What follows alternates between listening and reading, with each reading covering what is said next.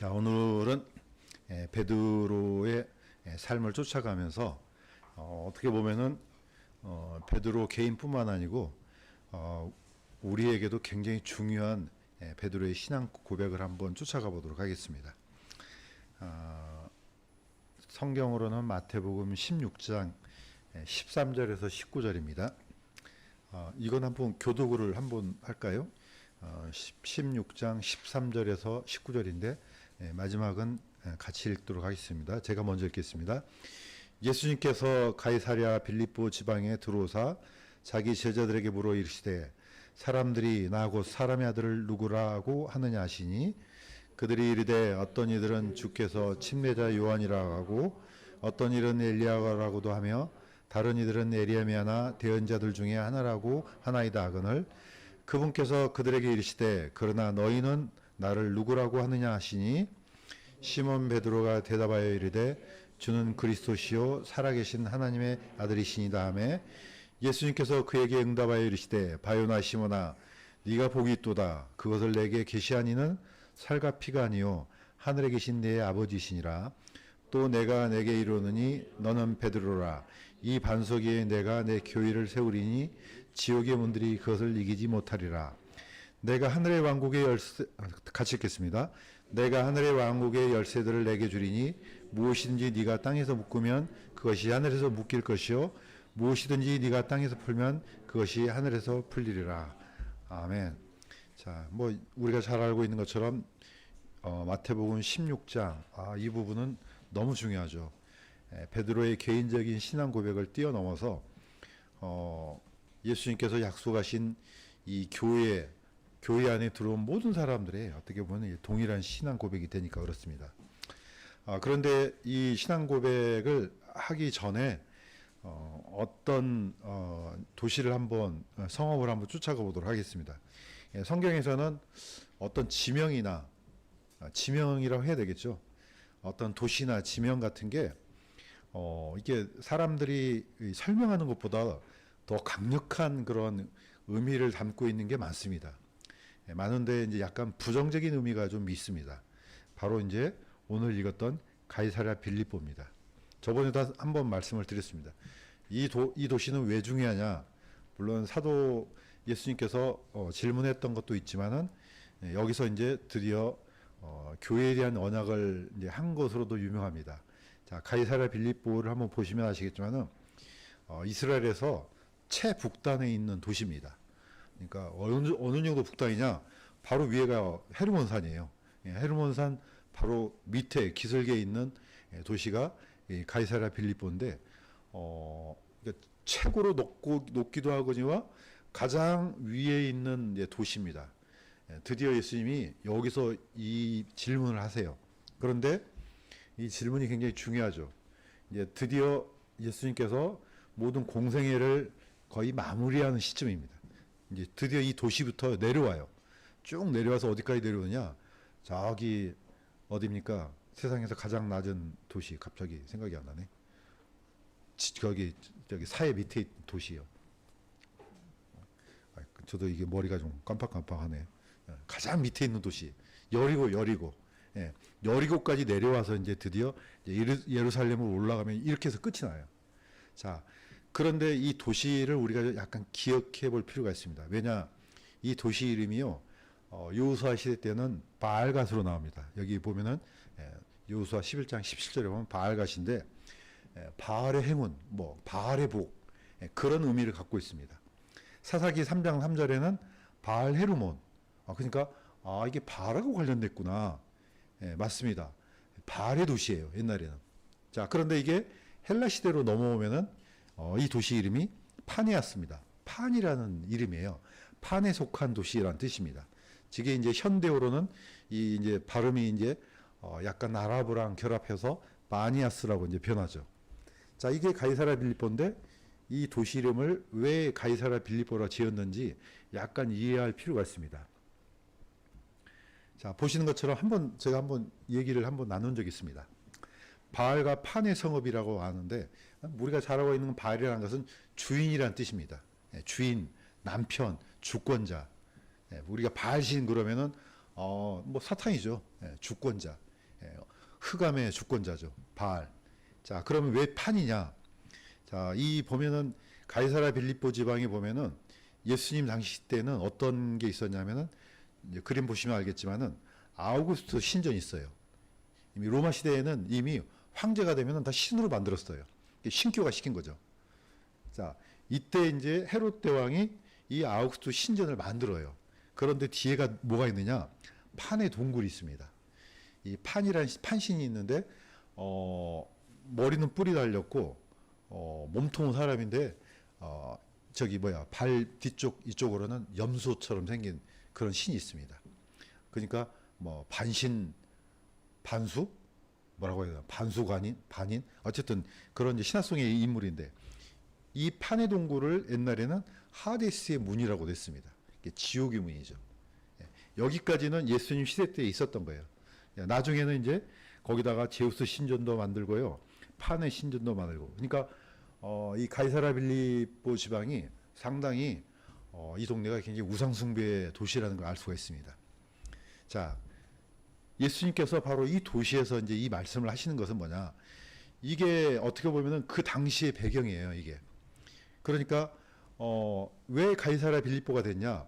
바로 아우구스투스, 우리가 잘 알고 있는 아우구스투스의 그 전 뭡니까? 황제가 누굽니까? 카이사르잖아요. 카이사르의 그 이름을 그대로 받아갖고 옵니다. 나중에 이 카이사르가 시저라는 이름이 나중에 킹이라는 뜻이 되지 않습니까? 나중에 주인이 돼요.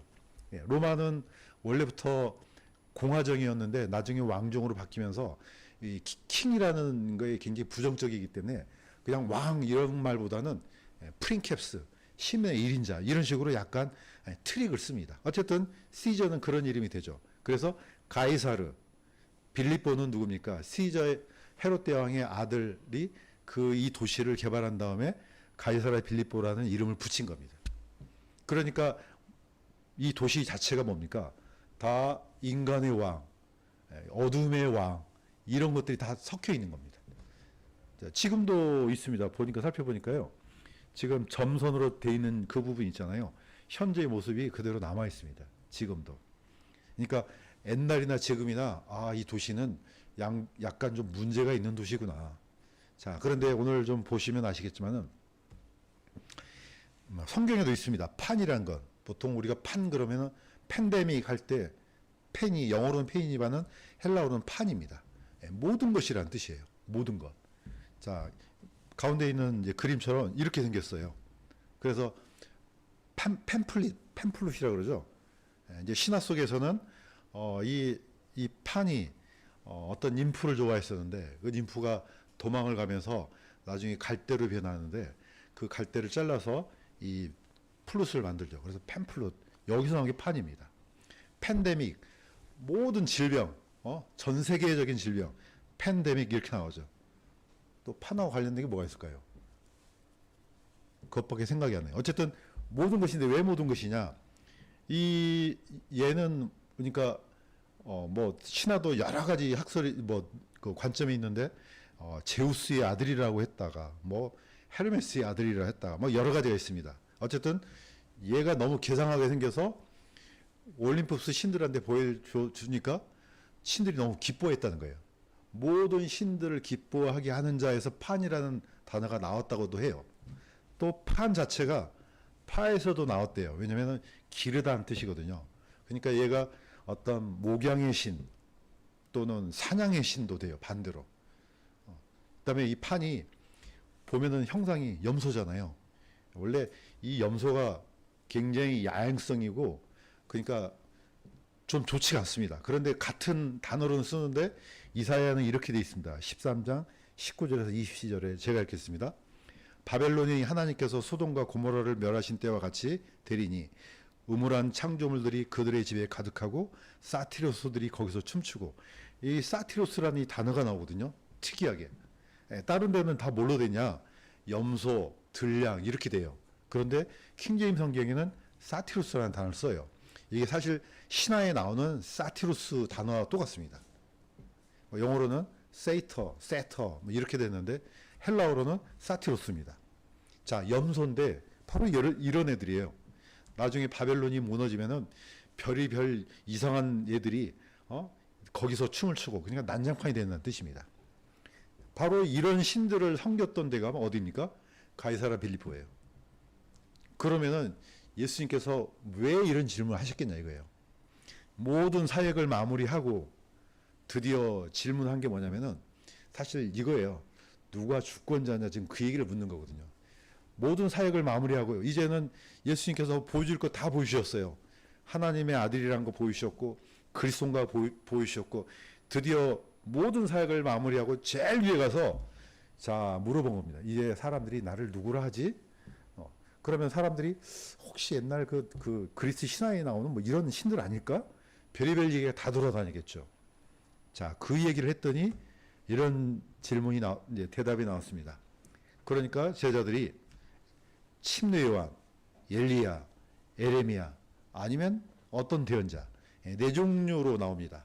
뭐 우리가 잘 알고 있는 것처럼 침례 요한은 사람들의 백성들의 마음을 하나님께로 돌이키는 굉장히 중요한 사역을 맡은 자입니다. 물론 이제 구약의 어떤 그 율법을 통해서 멜리야는 엄청난 기적을 통해서 또 그 어둠의 왕국에서 또 역시 백성들의 마음을 하나님께로 돌이키려는 그런 사역자입니다. 에레미야는요, 이거는 뭐 우리가 잘 알고 있는 건 눈물의 선지자죠. 한 왕국에 드디어 유다 백성들의 그 미래를 보면서 눈물을 흘렸던 대언자죠. 예수님도 똑같이 예루살렘을 향해서 눈물을 흘렸습니다. 그러니까 저분이 침례 요한 아닐까? 엘리야가 아닐까? 에레미야가 아닐까? 또 심지어는 수많은 대언자 중에 한 분이 아닐까? 이렇게 네 종류로 나눠집니다. 자, 예수님은 한 분인데 관점이 다 나눠져요. 침례 요한처럼 보는 사람, 엘리야처럼 보는 사람, 예레미야처럼 보는 사람, 아니면 어떤 대언자처럼 보는 사람. 오늘날도 똑같습니다. 예수님은 한 분인데 다 각자의 그리스도관이 틀려요. 물론 뭐 이 정도도 접근은 뭐 잘한 거지만은 예수님을 이런 식으로 믿었다가는 큰일 납니다. 구원받지 못합니다. 이스라엘 백성들이 이렇게 다 믿었던 겁니다. 자, 그래서 물어봅니다. 그렇다면 너희는 나를 누구로 하느냐? 이때 이제 드디어 사도 베드로가 등장합니다. 뭐라고 했습니까? 같이 한번 읽겠습니다. 시작. 주는 그리스도시요 살아계신 하나님의 아들이시니라. 이거는 우리는 맨날 읽으니까 이거 뭐 당연한 거 아니야? 뭐 이런 고백 누가 못해 하잖아요. 엄청난 거예요 이게. 왜 엄청난 거냐? 뒤에 보면 알 수 있습니다. 자, 우리가 매번 읽었던 거지만은 그리스도라는 이 단어는 헬라어예요. 헬라어로 마시아흐거든요. 히브리어로는 마시아흐예요. 자, 기름 부음을 받은 자인데 이걸 번역을 하면은 그리스도가 됩니다. 역시 기름 부음을 받은 자입니다. 구약에서는 기름 부음을 받는 직분이 총 세 종류가 나오죠. 킹이 나옵니다. 왕도 기름 부음 받습니다. 그 다음에 대제사장 기름 부음 받습니다. 그 다음에 특이한 경우 엘리사는 기름 부음을 받은 장면은 없지만은 기름을 부으라 그랬어요. 그러니까 대언자도 기름 부음을 받을 수 있습니다. 총 세 직분이 기름 부음을 받습니다. 그러니까 임명한 거죠. 우리가 알고 있는 것처럼 이 중에서도 가장 강력한 기름 부음은 킹입니다. 자, 어디다가 기름을 붓느냐? 정수리에다 부어요. 그러니까 약간 좀 자세하게 얘기하면은 성전에 있는 그 첫 번째 기름, 원래 첫 번째 짜는 기름은 다 성전으로 들어가거든요. 그 기름을 황소의 오른쪽 뿔에다가 담아가지고 가서 왕이 될 사람 볼에다가 정수리에다 부어요. 바로 이 정수리가 영어로는 크라운이에요. 그 다음에 관도 크라운이에요. 그래서 크라운 어디 쓰냐? 정수리를 감싸는 용으로 쓰는 거죠. 여기에 기름을 부으면 어떻게 해요? 기름 흘러내리겠죠. 머리서부터 수염으로 해서 나중에 그 얘기가 나오잖아요. 아론에 부었던 기름이 수염을 타고 옷깃을 적신다. 이게 그래서 성령을 상징하는 걸로 이제 구약에는 보이죠. 자, 누굽니까? 킹이라는 거예요. 사도 베드로는 바로 주님이 왕입니다 이런 뜻이에요. 주권자입니다. 저기 바알 아니면 판 이거 아니고 바로 하나님께서 보내신 킹입니다. 이 고백한 겁니다. 두 번째는 뭡니까?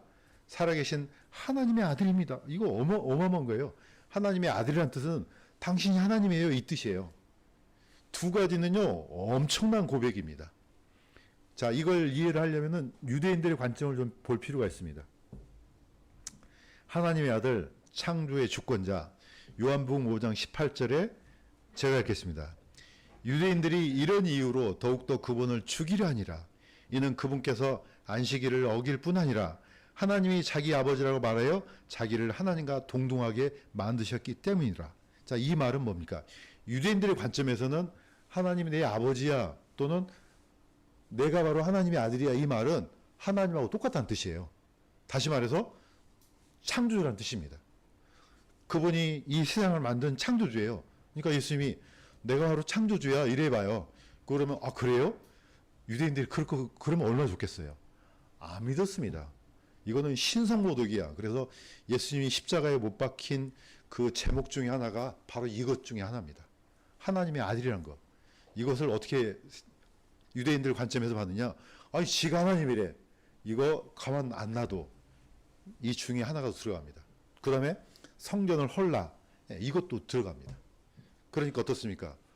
하나님은 진짜 하나님 아들 맞지 않습니까? 베드로는 이걸 안 겁니다. 그냥 아는 정도가 아니고 진실로 믿었던 거예요.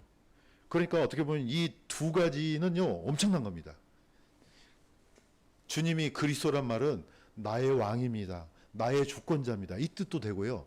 하나님이 아니라면 당신이 바로 하나님이세요. 이 뜻이에요. 이 두 가지는 같이 가는 겁니다. 그러니까 하나님께서 예수님이 칭찬했죠. 엄청난 칭찬합니다. 자, 그런데 이 기름 부음을 받는 그 자 중에 정반대가 하나 있습니다. 이것도 한번 보겠습니다. 기름 부음을 받는 덮는 그룹. 에스겔 28장 12절에서 15절에 보면은 두로 왕을 이제 비유를 두로 왕한테 빗대어서 이 말을 합니다. 하는데 두로 왕하고는 두로 왕인데 너무 이상해요. 사실 한편에는 두로 왕이고 한쪽에는 사탄이에요. 이걸 같이 결합시켜서 우리가 이제 발견할 수 있습니다. 자, 이렇게 되어 있습니다. 사람의 아들아, 이거는 에스겔이죠. 두로 왕에게 애가를 지어 그에게 이렇게 말하라.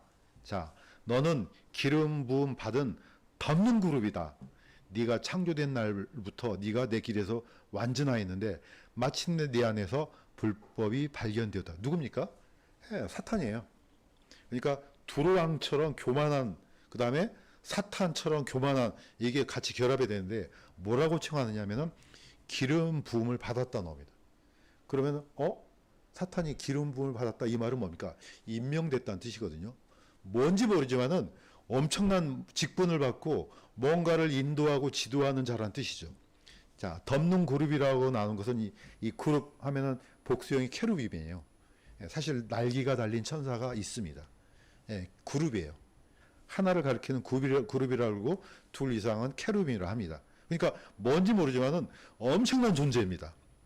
얘도 역시 기름 부음을 받았습니다.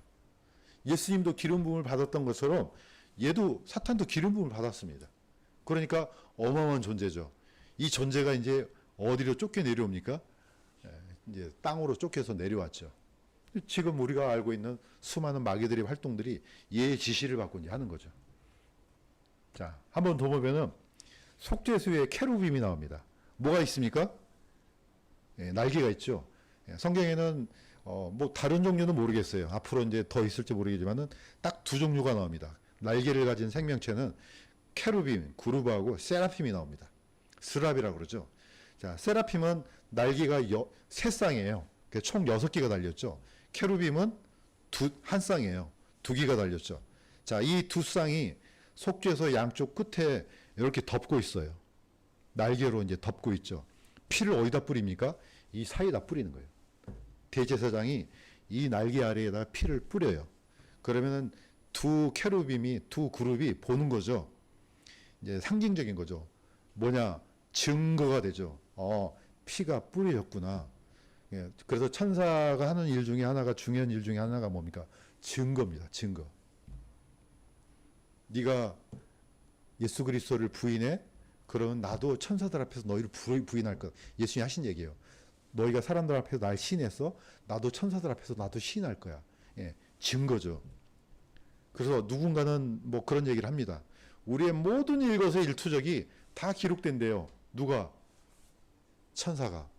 뭐 어떻게 기록한지는 모르겠어요. 어느 정도 저는 일리가 있다고 봐요. 왜냐?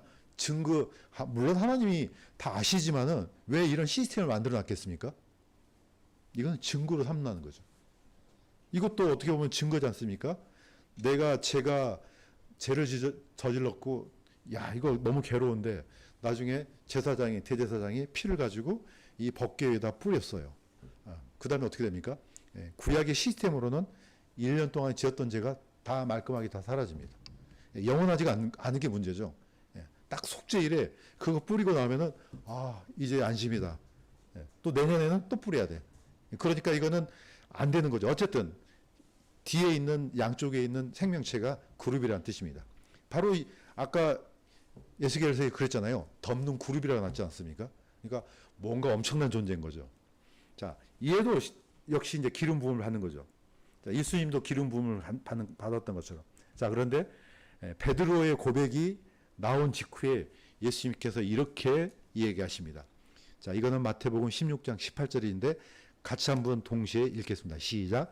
너는 베드로라. 이 반석 위에 내가 내 교회를 세우리니 지옥의 문들이 그것을 이기지 못하리라. 뭐 엄청난 약속입니다. 자, 이때 이제 베드로, 여기서부터 사람들이 해석을 하기 시작합니다. 뭐냐? 너는 베드로인데 이 반석도 베드로야. 이렇게 해석한 데가 됩니까? 이게 바로 로마 카톨릭이에요. 그래서 베드로 위에다가 교회가 세워졌다. 이런 그룹이 한 그룹이 있어요. 그러니까 사도 계승권을 주장하죠. 캐톨릭은 그래서 교황이 돼야 돼요. 베드로가. 근데 베드로가 성경에서 내가 교황이야 한마디가 있습니까? 한마디도 없죠. 오히려 나는 장로야 이렇게 했죠. 자, 어쨌든 여기서부터 이제 갈리기 시작합니다. 또 어떤 그룹은 베드로가 했던 그 고백을 반석으로 또 해석한 사람이 있어요. 뭐 해석은 자유지만은 우리가 보면은 이 반석은 곧 그리스도라고 분명히 고린도전서 10장 4절이 나와요. 그 다음에 성이 틀려요. 헬라어는 성이, 명사는 모든 성이 다 붙어 있어요. 남성이든 여성이든 중성이든 그 중에 하나입니다. 베드로는 남성 명사입니다. 뒤에 반석은 여성 명사예요. 같지가 않습니다. 뭐 어떤 사람은 뭐 이 반석이 돌로 번역하기도 한데 뭐 그걸로는 방어가 잘 안 되고요. 일단 성이 틀려요. 또 그렇다고 해서 여성 명사라고 그러니까 뭐 예수님이 여성이라고 또 이렇게 또 빗나가면 안 돼요. 이건 문법적인 성이에요. 이 반석 위에 내가 내 교회를 세우게 했는데 지옥의 문들이 그것을 이기지 못하리라. 아까 지옥의 문이 뭐라 그랬습니까? 판의 동굴 나왔죠. 가이사랴 빌립보 지방에. 이때 이 시대에 예수님 시대 때는 그게 무슨 말인지 알았단 말이에요. 자, 예수님께서 하셨던 이 에클레시아, 이 단어는 근데 놀랍게도 우리는 지금 에클레시아 그러면 너무나 쉽게 교회라 생각하는데 이 단어는 본래 저번에 얘기했던 것처럼 본래는 교회라는 단어가 아니고 민회란 뜻이었습니다. 한 번 더 얘기합니다. 자, 이 단어는 헬라인들이 썼던 민회예요. 자, 이 민회는 어떤 역할을 했느냐? 역할을 한 게 아니고 기능을 했느냐? 뭐 아테네가 제일 크니까 아테네를 중심으로 하면 아테네 시민권자예요. 시민권자인데 이 민회에는 다 들어간 게 아니에요. 전쟁을 할 수 있는 성인 남성만 들어가요. 여자는 에클레시아에 못 들어가요. 그 다음에 약간 좀 빈약한, 머리가 약간 전응아, 정신박약아, 또는 어디 좀 절거나 뭐 하나 없거나 눈이 안 됩니다. 완벽해요. 전쟁을 하는데 무리가 없는 완전한 사람, 이 사람만 에클레시아에 들어갔어요. 이것을 민회라고 합니다. 자, 그래서 우리가 이걸 이해할 필요가 있어요. 예수님께서 내 교회, 마이 처치를 세우겠다 이 말은 예수님께 속한 교회예요. 자, 예수님의 교회하고 이 헬라인들이 말하는 에클레시아는 다르다는 거죠. 같은 용어를 쓰지만은 예수님의 내 교회는 누가 들어갑니까? 사도 베드로처럼 주는 내 왕이요, 내 주군이요, 또 예수님은 나의 하나님이요, 나의 창조자요, 고백한 사람들은 다 들어갑니다. 뭐 나이가 어리든 나이가 많든 남자든 여자든 뭐 어디 하나 부러졌건 다리가 하나 없건 상관없습니다. 모두 다 여기 안에 들어갈 수 있습니다. 이게 바로 에클레시아입니다. 그래서 예수님께서 요한계시록 3장 20절에 이렇게 얘기했습니다. 보라, 내가 문에 서서 두드리노니 누구든지예요. 이건 뭐 너 선택받아서 이거 아니에요.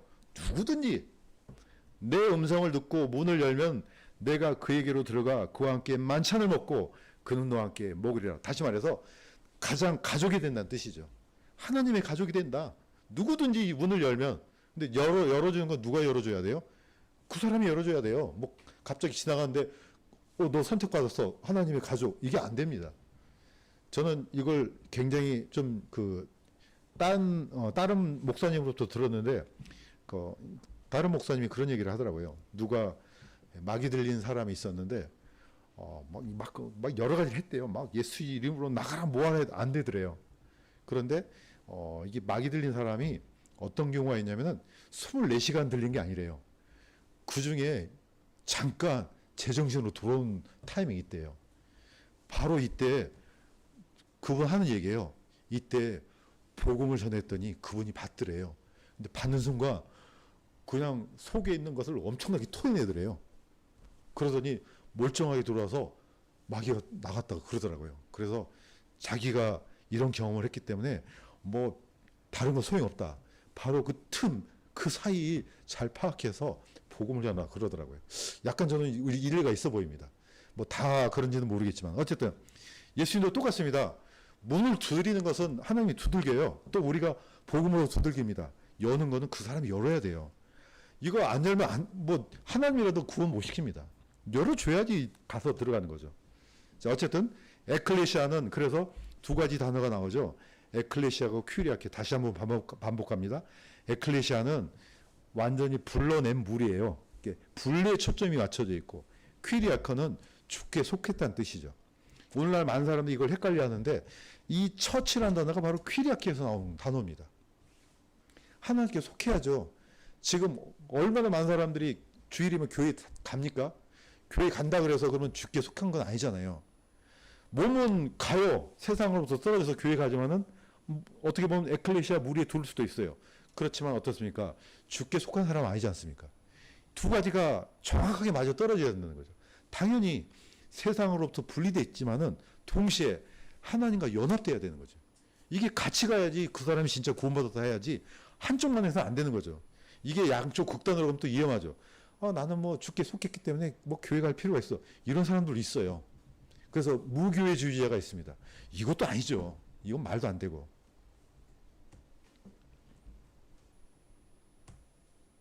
자, 베드로한테 이 고백이 어마어마하게 엄청났기 때문에 예수님께서는 베드로를 칭찬하면서 이렇게 얘기하셨습니다. 제가 읽겠습니다. 19절. 내가 하늘의 왕국의 열쇠들을 내게 주리니 무엇이든지 네가 땅에서 묶으면 그것이 하늘에서 묶일 것이요 무엇이든지 네가 땅에서 풀면 그것이 하늘에 풀리리라. 베드로가 놀랐습니다. 나한테 뭐 열쇠를 준다고요? 나중에 어떻게 합니까? 예수님께서 돌아가신다 하니까 그냥 예수님을 뜯어 말리잖아요. 나중에는 뭐로 책망 받습니까? 사탄아 내 뒤로 물러가라 하잖아요. 그러니까 이게 베드로가 큰 착각을 일으켰던 것 같아요. 그런데 이게 복수예요. 열쇠들을 준다고 그랬습니다. 나중에 이제 사도행전에 보시면 아시겠지만은 사실 이 열쇠가 뭐냐 하면은 복음이에요. 딴 게 아니에요. 베드로가 제일 먼저 어디를 엽니까? 오순절 때 예루살렘에서 문을 열어요. 천국에 들어갈 수 있는 복음을 열잖아요. 두 번째는요, 사마리아에서 문을 열어요. 세 번째는요, 고넬료의 문을 열어요. 차례차례 베드로가 이 문을 열어줍니다. 그러니까 어떻습니까? 그 이후부터는 동일한 복음이 그대로 들어가고 우리도 동일한 열쇠를 갖고 누구든지 열어줄 수가 있는 겁니다. 자, 그런데 이제 로마 카톨릭이 여기서 또 착각을 또 일으키죠. 이것 봐라. 이거는 우리는 이 사도 계승권을 주장해서 마치 천국과 생명과 사망의 열쇠를 가져가지고 이걸 가지고 이제 거의 뭐라 합니까? 이건 또 극단적인 교회관을 또 만들어내는 거죠. 하여튼 세상에는 별의별 속임수들이 다 있습니다. 어쨌든 이 똑같은 단어를 또 쓰십니다. 예수님이 뭐라고 했느냐? 마태복음 16장 17절에 19절 제가 읽습니다. 만일 그가 교회의 말 듣기를 무시하거든 너는 그를 이교도나 세리같이 여기라. 진실로 내가 너에게 이르노니 무엇이든지 너희가 땅에서 묶으면 그것이 하늘에서 묶일 것이요 무엇이든지 너희가 땅에서 풀면 그것이 하늘에서 풀리리라. 이건 사실 어떻게 보면 교회에게 주신 권위입니다. 사람들은 교회를 무슨 동네 반상회쯤으로 생각해요. 아니면 무슨 로타리 클럽처럼 생각해요. 아닙니다. 엄청난 거예요. 왜냐? 이거는요, 교회에서 어떤 결정을 하거나 뭘 하나 하잖아요. 똑같이 그 효력이 하늘에서 똑같이 일어난다는 겁니다. 그러니까 우리가 여기서 기도하는 거 뭐 몇 사람 앉아갖고 중얼거리는 것처럼 보이지만 아니라는 거예요. 여기서 뭔가를 결정하거나 또는 사실 이게 눈에 안 보여서 그렇지요. 일종의 어떤 대사관하고 똑같은 거예요. 한 나라가 있는데 각국의 대사관 있잖아요. 교회 그 왕국의 어떤 국가의 권위가 똑같이 가는 겁니다. 그래서 우리가 하나님께 예배 드릴 때 어떻게 합니까? 최선을 다해서 드리잖아요. 왜? 우리는 뭐 사람한테 드리는 게 아니기 때문에. 그래서 혹시라도 이 문장을 읽을 때 이게 단순한 게 아니네. 우리가 땅에서 그냥 했지만은 이게 그대로 하늘에도 올라가는구나. 이렇게 생각하면서 우리가 신앙생활을 해야지 저는 그게 맞다고 생각돼요. 그래서 무엇이든지 뭐 그냥 몇 사람 앉아갖고 뭐 하네 이 정도로 생각하면 안 되고 이게 하늘의 일을 하는구나 생각하면은 우리에게 더 큰 복이 임할 줄로 믿습니다. 자, 마무리하겠습니다. 예수 그리스도의 교회 사실 이거는 뭐 엄청난 겁니다. 사도 베드로를 통해서 받았던 그 고백이요, 우리한테는 어마어마한 그런 권위와 또 뭐죠? 어떤 수많은 교훈과 또 진리를 계시합니다. 자, 뭐 계속해서 이제 이거는 교회관으로 이어지니까 그렇지만 어쨌든 우리의 교회는 어디입니까? 에베소서 2장 20절에서 22절에 이건 같이 한번 읽겠습니다. 시작.